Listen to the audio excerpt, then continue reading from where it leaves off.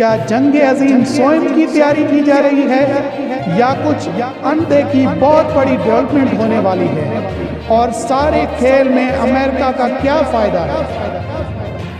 بسم اللہ الرحمن الرحیم۔ السلام علیکم دوستو، ہم ہماری نئی ویڈیو میں آپ کو خوش آمدید کہتے ہیں۔ دوستو، روس کی قومی اسمبلی کے ڈپٹی چیئرمین نے کہا ہے کہ ہم کوئی تاش کے پتے نہیں جنہیں امریکہ جب چاہے استعمال کرے۔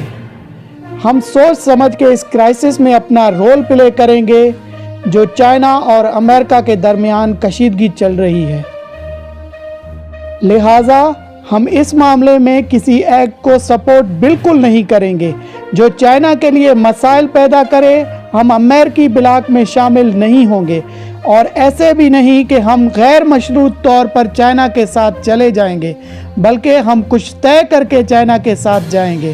ہم دیکھ رہے ہیں کہ امریکہ کی طرف سے چین کو گھیرنے کے اقدامات کیے جا رہے ہیں۔ امریکہ نے ایک منصوبہ بنایا ہے چین کے خلاف۔ امریکی وزارت خارجہ کی طرف سے جو الزامات چائنا کے خلاف آئے تھے، ہم نے انہیں ریجیکٹ کر دیا، اور چائنا نے اس پر ہمارا شکریہ بھی ادا کیا تھا۔ اس وبائی مرض میں چین کے صدر نے فون کر کے روس کے صدر کو آگاہ کیا تھا، جس کو ہمارے صدر نے بہت سراہا اور ہمیں بہت خوشی ہوئی تھی۔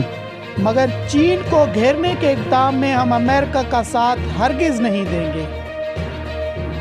روس چائنا کے زیادہ قریب ہے بنسبت امریکہ کے۔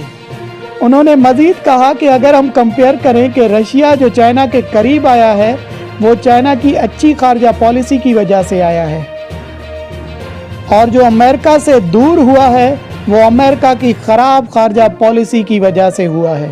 روس یہ سمجھتا ہے کہ امریکہ کا نظام کولیپس کر گیا ہے، اس لیے بیماری کا، اس وائرس کا الزام چائنا پر لگا رہا ہے، مگر اصل میں اس کا سسٹم ہی خراب ہو گیا ہے، اس لیے بیماری کا مقابلہ نہیں کر سکا ہے۔ انہوں نے مزید کہا کہ نہ تو ہم چین پر دباؤ ڈالیں گے اور نہ ہی امریکہ کے کہنے پر چین کو کچھ کہیں گے،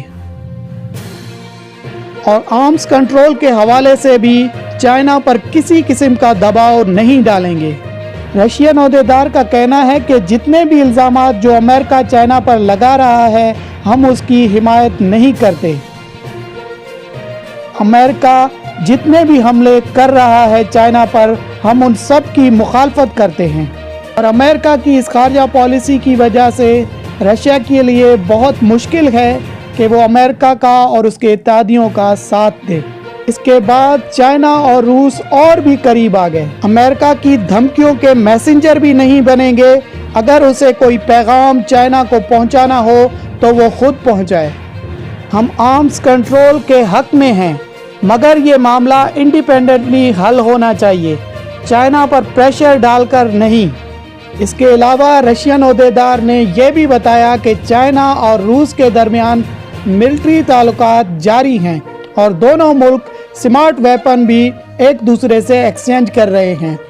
روس نے حال ہی میں چائنا کو XQ-35 XQ-400 میزائل بھی چائنا کو ایکسچینج کیے ہیں۔ انہوں نے کہا کہ یہ سوچنے کی بات ہے کہ چائنا نے لداخ اور گولوان وادی والا ایکٹ کیوں کیا۔ چائنا تو بڑا ہی ٹھنڈا ملک ہے، پھر آخر اس نے ایسا کیوں کیا؟ ظاہر ہے کسی انفارمیشن پر کیا ہوگا، کوئی انفارمیشن ملی ہوگی، چائنا کو امریکہ کے گرینڈ پلان کا پتہ چل گیا ہوگا، اس لیے چائنا لداخ میں گھس گیا اور نیپال کو بھی تیار کر دیا۔ اور ہمیں دیکھنا چاہیے کہ چائنا کو گھیرنے کی امریکہ کی کیا وجہ ہے۔ امریکہ چائنا کو گھیرنے کے علاوہ اچھی طرح سے بات بھی کر سکتا تھا، مگر اس نے ایسا کیوں کیا؟ کیا کوئی اسٹیج تیار کیا جا رہا ہے چائنا کے خلاف؟ اور آخر میں انہوں نے یہ بھی کہا کہ ہم کسی کے جونیئر پارٹنر نہیں بنیں گے، مگر ہم چائنا کا ساتھ ضرور دیں گے۔